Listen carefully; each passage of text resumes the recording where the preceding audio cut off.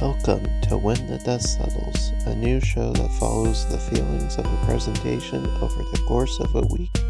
To kick things off, we start with the Nintendo Switch 2 Direct. Let's dive into it.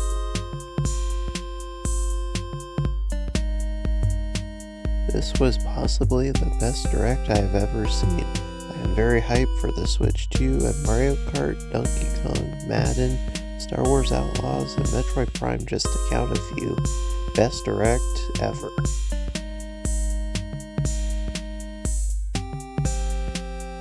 So, it's been a few days, and before we rewatch the Direct itself, right after the Direct, Nintendo announced pricing for Switch 2 and games for it.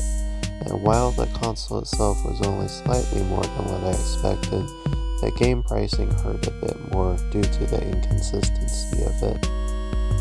To pour salt into the wound, it was announced that pre-orders have been postponed, which in my mind makes me more concerned about the console price itself now. With that in mind, let's get started with our rewatch. To start, we have our new Nintendo Direct animation leading into Mario Kart. We get a bit of an extended teaser here.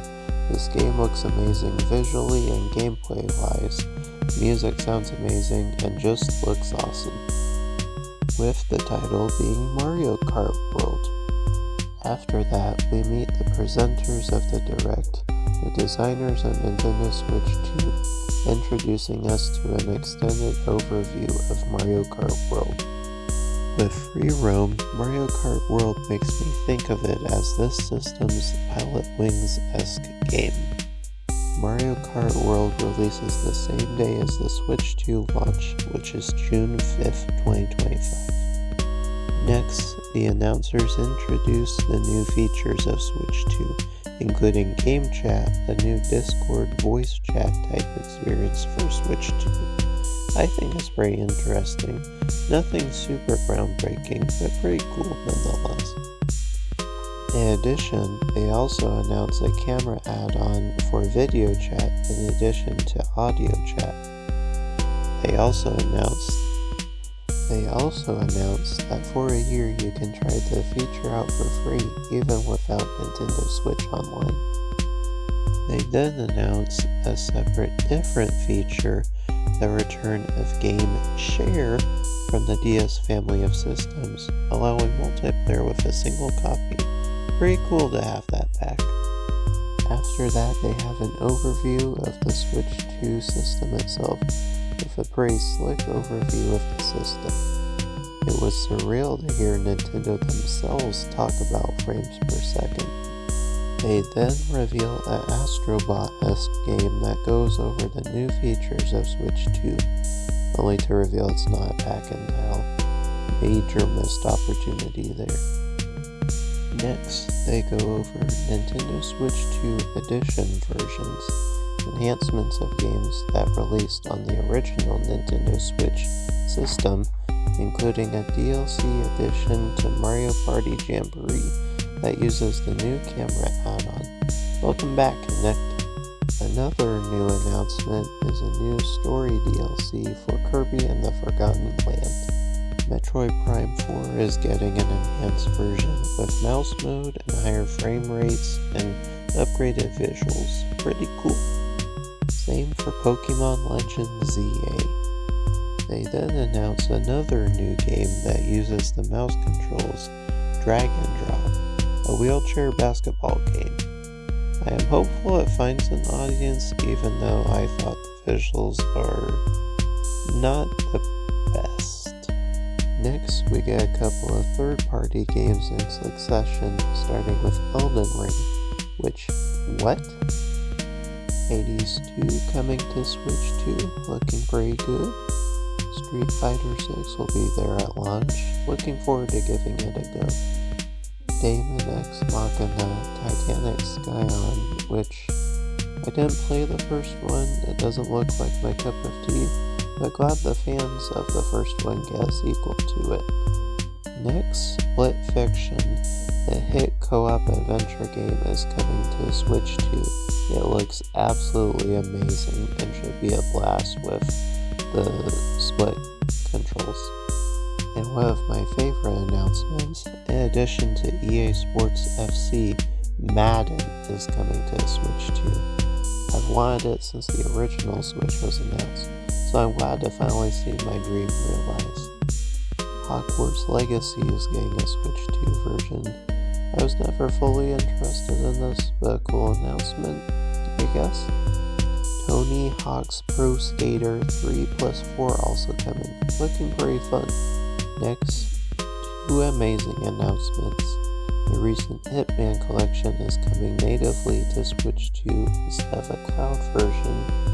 Plus, Project 007 is coming to Switch 2 as well.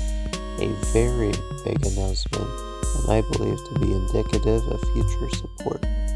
After that, I got faked out due to hearing about the rumors about Final Fantasy IX remake, but found out that the original Bravely Default game from the 3DS is getting a Switch HD remaster. Haven't played it before, so looking forward to that. Also, I'm supposed to mention something about Agathos. If you know, you know, I think. Another awesome announcement, Yakuza 0 Director's Cut coming exclusive to Switch 2. Nintendo then announced a new Hyrule Warriors game following Zelda's story in Tears of the Kingdom. I haven't played the other ones, but maybe this will make me interested in the Hyrule Warriors game. Nintendo Switch Online gets a new system, with GameCube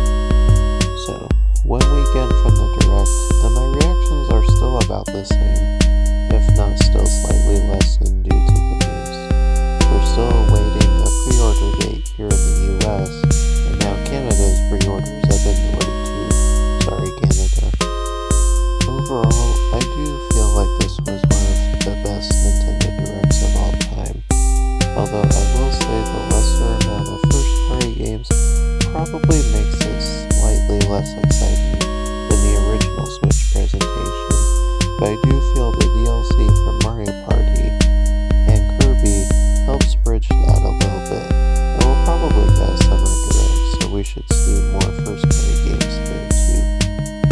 Plus, the amount of third-party support shown did help it feel full, as well as indicate the level of support Nintendo is trying to attract this generation. Overall, I rate this Direct the best Direct ever, and also worst after Direct info dump ever.